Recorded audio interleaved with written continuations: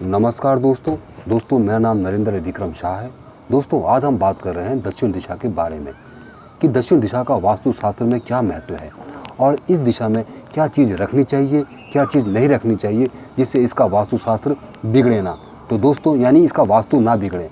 तो दोस्तों अगर दक्षिण दिशा का अगर वास्तु बिगड़ता है तो इसके क्या परिणाम होते हैं। तो दोस्तों आज हम इसी के बारे में बात करेंगे। तो दोस्तों चर्चा को शुरू करते हैं।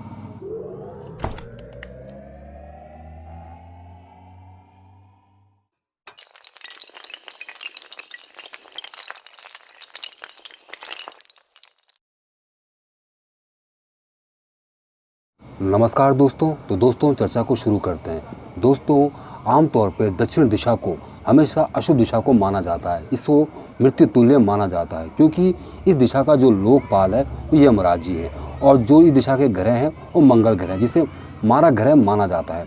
दोस्तों अगर इस दिशा में अगर कोई दोष हो तो घर में अकाल मृत्यु हो सकती है, बड़े बड़े ऑपरेशन हो सकते हैं, घर में हमेशा कलेश का माहौल बना रहेगा क्योंकि जो मंगल ग्रह है ये उत्साह और जोश का ग्रह है। अगर ये खराब हो जाए ये दिशा तो इससे क्या होता है, लोगों में इतना जोश रहेगा क्यों अपना आपा ही नहीं वो संभाल सकते। छोटी छोटी बात पे गुस्सा हो जाना, घर में लोग बीमार पड़ जाना, दूसरा क्या बोलते हैं मानसिक तनाव रहना और एक दूसरे को इस तरह मतलब जान से मारने तक की नौबत आ सकती है अगर ये दिशा खराब हो। तो दोस्तों अब बात करते हैं या जानते हैं कि इस दिशा में क्या होना चाहिए जिससे ये दिशा शुभ रहे या अच्छी रहे।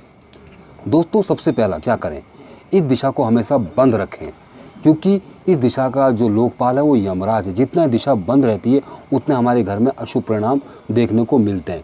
अब कैसे बंद रखें, जितनी भी भारी भारी चीज़ें होती हैं, बड़ी बड़ी अलमारी, सोफ़ा सेट या संदूक, जो भी भारी चीज़ें होती हैं वो इस दिशा में रखें। दूसरा, इस दिशा में सीढ़ियों का निर्माण काफ़ी शुभ माना जाता है। जो पानी की टंकी होती है ना, इस दिशा में रखना भी शुभ माना जाता है। इससे क्या होता है, इस दिशा की ऊंचाई बढ़ जाती है और इसमें भारीपन भी आता है। शौचालय बनाना भी इस दिशा में शुभ माना जाता है।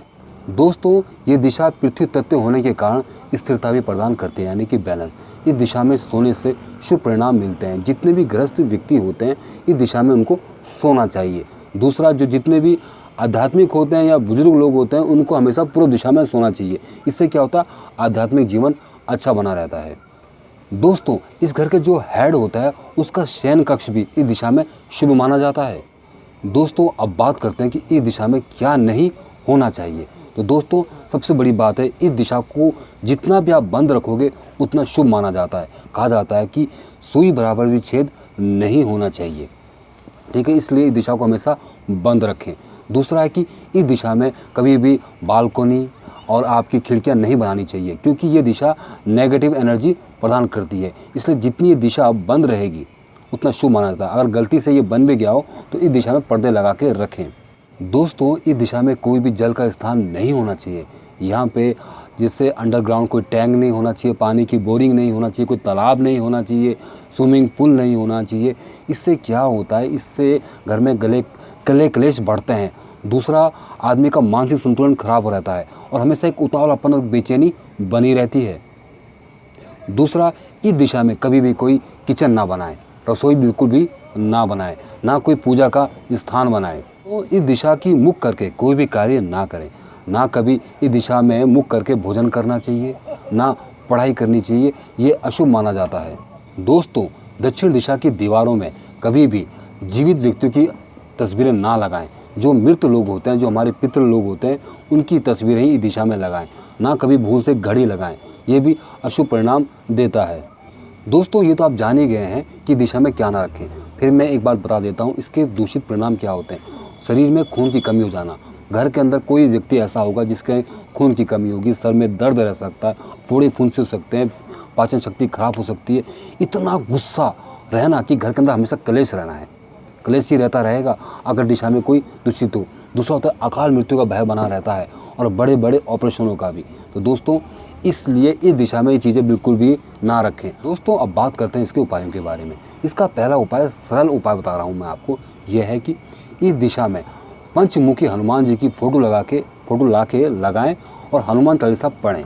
इससे भी इस दिशा का दोष खत्म हो जाता है। या उस दिशा की जो दीवार है दक्षिण दिशा की, वहाँ लाल रंग कराएं। या फिर आपका संध्या के समय अमावस्या का दिन हो, संध्या का समय हो, कोई दरिद्र नारायण व्यक्ति यानी गरीब व्यक्ति हो, उसे अन्न का दान करें, यानी होता है अमावस्या के दिन। दूसरा है इसका उपाय दोस्तों, सबसे खास उपाय यह है कि संध्या के समय इस दिशा में सरसों का बना जो दीपक होता है वो जलाएं। इससे भी इस दिशा का अशुभ परिणाम खत्म हो जाते हैं। दोस्तों, अगर आपको मेरी जानकारी अच्छी लगी हो तो दोस्तों इस वीडियो को लाइक और शेयर ज़रूर करें। और दोस्तों जो नीचे घूम रहा ना, प्लीज़ इसको दबा देना। तब तक दोस्तों नमस्कार, जय हिंद, जय भारत।